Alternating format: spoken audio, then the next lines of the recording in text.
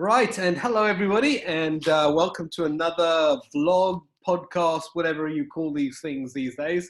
Apparently you don't tune in anymore. Apparently you did that in the 80s. You now stream. So apologies to all those who let me know that we no longer tune in. So there we are. So here we are again, Mike. It's been such fun doing these with you. I think this is 18 or 20th or something like that we've been doing. And I've absolutely loved it. So it's great to be doing it again. So, beginning of a week, and last week I threw a word in, and the word that we threw in was the word courage. Actually, it wasn't. The word was curiosity. And we spoke about curiosity for a while. And so I'm going to throw a new word in for the week that we can let's talk around it and see how we go. And the word is, drum roll please, vulnerability. Vulnerability. So I kind of wanted to kick off really, because one of the things that I wanted to unpack is some people might say, well, why the two of us having these podcasts? What's led to our friendship and this? So I thought it might be good just to talk a little bit about you and I. And for all those that are listening, Mike and I have known each other and been working with each other for 9 years, I think, maybe coming up for 10 years, in various ways. In fact, Mike and I used to work together. I used to work with him in his company, Gold Digger, as a coach and a life coach and a facilitator. And then our paths took a different route. I went into an engineering company, but still kept on the coaching side where I've been working along. But more than that, Mike and I, we've developed a very deep and I'm going to use the word vulnerable relationship with each other. I don't think there are too many secrets that we haven't shared with each other at some point along the line. And I think we've definitely been there for each other throughout all the various storms of life as it's thrown at us. And I think when we look at our friendship and we look at friendships around us, there are some friendships that are transitory. You know, you're friends for a little while, but you know it's not really going to last past a job, for instance, or a location. There are some friends that you're there for a year or so, and then there are some friends that are going to be around in your life pretty much forever. You're not going to get rid of them very quickly. And I think that's certainly the level of friendship that you and I have developed and have. And I thought it might be good to unpack that, because so many people I talk to in coaching say, I don't have any friends, or I've struggled to have friends or keep friends, or I've struggled to really go deep with anybody in the past. And let's use ourselves maybe as a little example of that. And I would like to start by saying, I think one of the keys is this word vulnerability, the ability to share what I am feeling with you, regardless of what the outcome may be. At the risk of our friendship perhaps saying some things to each other. Let me throw it back at you, Mike. Your thoughts and your feelings. Yeah, so just fully agree, Dave. I think we have an incredible vulnerable relationship, and what do we mean by that? Share sensitive stuff with the other individual, knowing that the other individual is probably going to handle it well. But by definition, vulnerability does mean that the outcome is not guaranteed. And I suppose a vulnerable relationship probably takes place because over a period of time, we've learned to be able to trust each other with information based on the response that the other person gives us. So I don't know, is vulnerability something which increases over a period of time as trust builds? But without a doubt, vulnerability is needed, I think, for any relationship to go from transactional to a transformational relationship. So if you think of transactional relationships, we talk about the weather, we talk about the rugby score, we talk about how the project's going. Transformational is where I move into the realm of feelings, aspirations, visioning of the future, failures. And if you think of it, whenever you share a failure with another person, they could rubbish it, they could give you a very judgmental viewpoint, or they could, I've got a glass here just by, it's so cool that I do have one here. It's almost like they hold the glass up here versus crashing it. And so I suppose, over the 10 years that we've known each other, there's been a lot of, the hand opening up and sort of revealing what's here. And I think that's what makes a friendship really, really special, is that I think we've opened up the hand and we hold it. And it's almost like I can hand it over to you, and you doing the same thing. And I think we've spoken some serious stuff in the in the last 10 years. That if people looked on, they would say those oaks are never ever coaches because they're pretty messed up. I think that's probably been a saying that we said to each other so many times. We're probably more messed up than the people we're coaching sometimes. And I think that's the beginning of a great friendship. Is you start from the basis that we are messed up individuals trying to make sense of the life that we're in, and the emotions and the thing that we're in, trying to make sense of life, trying to make sense of our own feelings, our own humanity. But choosing to vocal that and to share it with somebody else, obviously outside of my family and my wife, choosing someone completely remote and saying, this is me, this isn't me in this world, I'm trying to make sense of it. What's your perspective? And, I think vulnerability is inviting someone else's perspective on you. That's quite a scary place. It's holding up a mirror and saying, tell me what you see. That takes and I think it's also appealing, no, without a doubt. And so it's their perspective, and it's also for them to give you a perspective, you've got to unpeel layers. And I think it's safe to say that all of us put walls up because it's the way we navigate the world, and people judge us. There's social norms, there's established ways of doing things, and those walls are in some ways needed because they help us to navigate through life. But there are definitely those people where you need to just unpeel. And I love what Ben and Ros Zander say. They say whenever, and I'm going to mess the wording up a little bit, but whenever somebody peels away a layer of themselves, the other person finds it incredibly inviting. Yes. It connects them. Yes. I love hearing somebody, and I know that there's ways to do this. There's vulnerability that is all about self-pity, and then there's vulnerability that comes from a place of strength. So it goes something like this: I know who I am, and in my knowing of who I am, here is stuff. Yeah. And those are very two different things. So we laugh about our brokenness, but it does actually sort of come from in our fragile place. But it does also come from a bit of a healthy space, I suppose, which is, and I'm okay. I think you've touched on a really good point. Vulnerability is not continually whinging about our own lives, our circumstances, and it's not a sense of, I just need the spotlight on me, I think that's a dysfunctional relationship. If every time you meet with a friend, you want them to interrogate, you want the spotlight, you want to be the subject of the conversation, that's dysfunctional. That's not vulnerability. That's actually almost a victim sense. I love the fact that vulnerability comes out of strength. It comes out of saying, I am willing to put my life out there because I want to do something with the feedback. When I invite you to speak into my life, into situations, it's from a place of, I actually want to take what you're saying and do something with it. And I want to make it constructive, And that comes from a place of wholeness, actually. To be vulnerable, there is a sense of wholeness there that facilitates that. Yeah. And so, the peeling of the layers, so as I peeled it away and I sort of said to you, hey, Davey, I'm a bit fragile today. I'm not too sure what I believe about this or feel about this.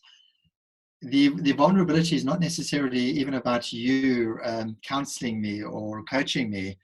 The vulnerability is, or the connection is formed through the fact of us just being real. Yeah. And you take it.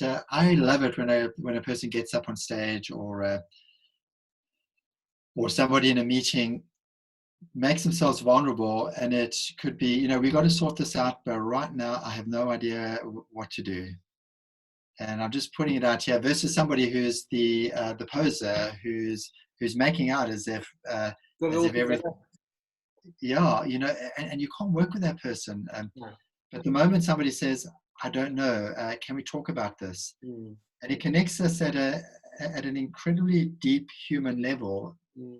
And I think that's why vulnerability is so powerful, provided it's not, like we've said, in self-pity and things like that. Yes.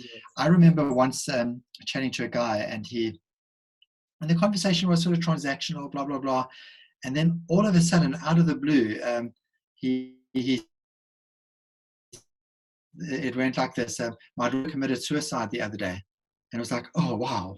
But he obviously felt comfortable enough to now just sort of throw that into the conversation.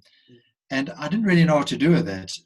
But what I do know is that he had made himself vulnerable, and suddenly we were in a room where we could talk. Beautiful. Yeah.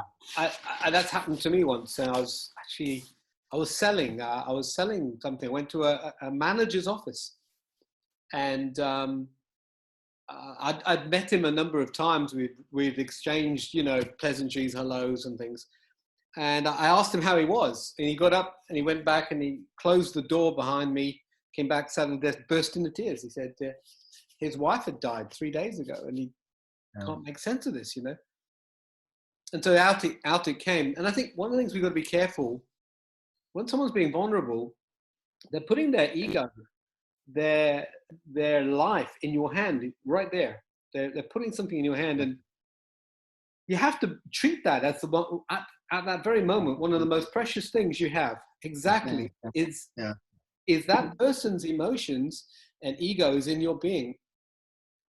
And this is where empathy, I think empathy is so important in a relationship, to not to race to giving a 5-point plan of how to fix the problem, or you're just being silly. But to empathize is to, wow, let me feel your feelings, let me feel your pain.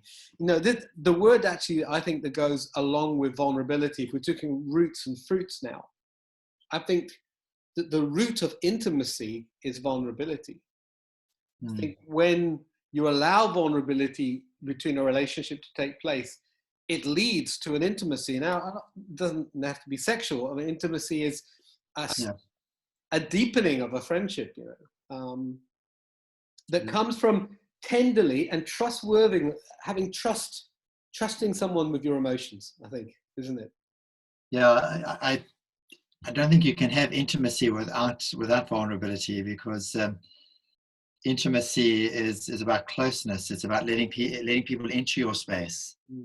And you don't know what they're going to do with the glass. You don't know what they're going to do with that. But let me throw a question at you. So, you and I have got to have a healthy, vulnerable relationship, and we've had many a cup of coffee where we've just gone down so many different avenues. And I'm sure you probably have it with maybe one or two others. Why not with a whole lot of other people? What's the difference between, say, a person like me with you, Dave, and then maybe somebody else? And you might have a good relationship with that other person, but it might not be necessarily a vulnerable relationship. Why? That's so it comes. I don't have an answer, a succinct answer, if anyone answered, to be honest. I think there's chemistry involved here. There is some relationships you just feel at ease to do that, and others you don't. And I'm not sure how to explain it other than there's just no chemistry there.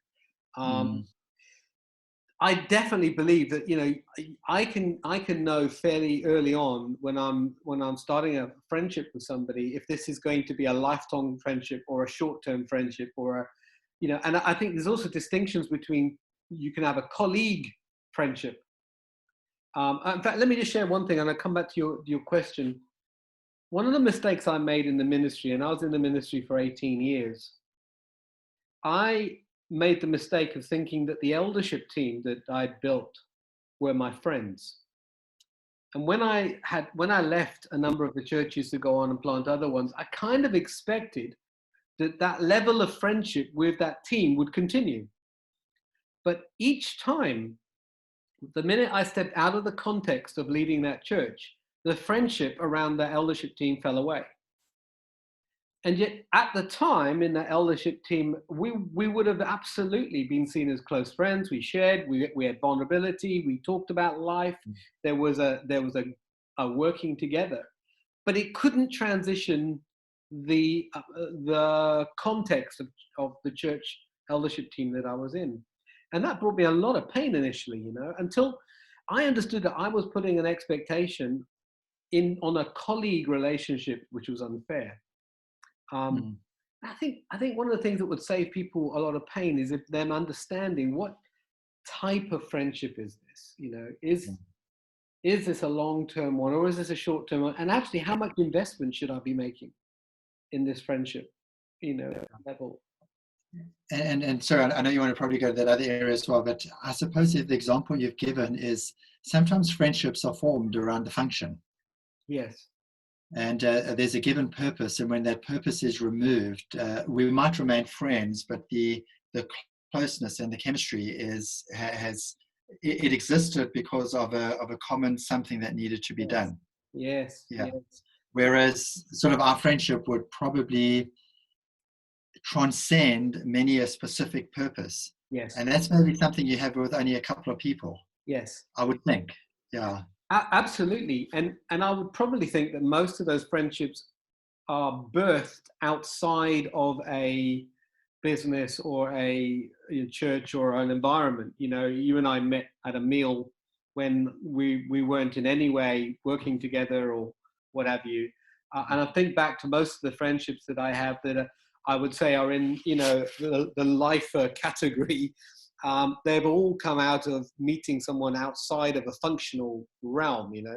I don't know many friendships that have lasted the length of time that have come and been birthed from a functional place, Yes. which is maybe an interesting thing to talk about at some time as well, from there. But to answer your question, unless both parties have a desire to go be vulnerable. And I think sometimes you can be vulnerable, but then one of the parties goes so far but no further. And I think that's what stops the friendship from going going down that road. You get to that point where you can't get further with that person. There's a blockage, there's something that happens, or maybe, I also believe that if you carry a lot of dysfunction, if you come from a very, very broken background where you carry a lot of internal hurt, your internal story is very is toxic, you may never be able to experience that level of friendship without maybe some counseling. Yeah. Deal with that. Yeah. And it's it certainly is a beautiful thing to have friendships, but that are in this place of good, healthy vulnerability. And I look at my life and I sort of say, okay, I can maybe think of about 3 or 4 people that are in that space of broader vulnerability. Yours and ours goes particularly deep, specifically into certain areas. But probably most people don't, if you have 1 or 2 or 3 or 4 of these, you probably are in the norm. Yeah. I think the sad thing is to maybe have no one. Yep. And it's how would you counsel or advise somebody who doesn't have that type of friendship, and how do they get it? And I do agree with your answer. There is an element of chemistry that you can't explain. It's just with this person, you can be you, I can be me. And vulnerability does require this strong degree of authenticity. That's another great word, Yeah, because you can't you can't be false and vulnerable. Yeah. You know, you just, you can't do it. The other person would know, you know. I do meet a number of people that don't have friendships outside of their family, their immediate family. And actually a number, I mean, I'm talking probably the majority of people tend to not have deep friendships outside of their immediate family. And I think that's something that we are created for: meaningful, deep community. I think it is integral to health, emotional health, or our mental health, our spiritual health. So I would certainly be encouraging anyone that's listening in to us today to pursue and explore deep friendships, you know, between sexes, male to male. This is not a sexual thing. This is a friendship thing. This is something that I think is not spoken about enough, you know, and is certainly needed more in society today. Any last words, Mike? No, yeah, it's been deep, and there's so much more that we can touch on here. So yeah, you know, the question that's posing in my mind is exactly sort of what you've answered. Is what do people do to create this place where they do have these relationships, and so maybe a last word would be, you know, in these relationships where you can be vulnerable, I think one of the big things is there's not a power struggle. And the reciprocity is definitely a giving. So you can't manipulate these type of relationships. And I think that's what sometimes people might do, is a manipulated close relationship is definitely a tense place, particularly for the person who's being manipulated. And I think we have to talk about that, and let's bring that into tomorrow, because if, you know, vulnerability can't be one way, and if you have a manipulative person in a relationship, they can actually use vulnerability against you if you're not careful. So I think we probably need to talk about some safeguards in that thing tomorrow as well. Certainly, this is a deep conversation, and I hope it's going to bless those that listen to it. Yeah. Mike, thanks for a great chat today, and let's catch up again and do part 2 tomorrow. Sounds good. Thanks, Davey.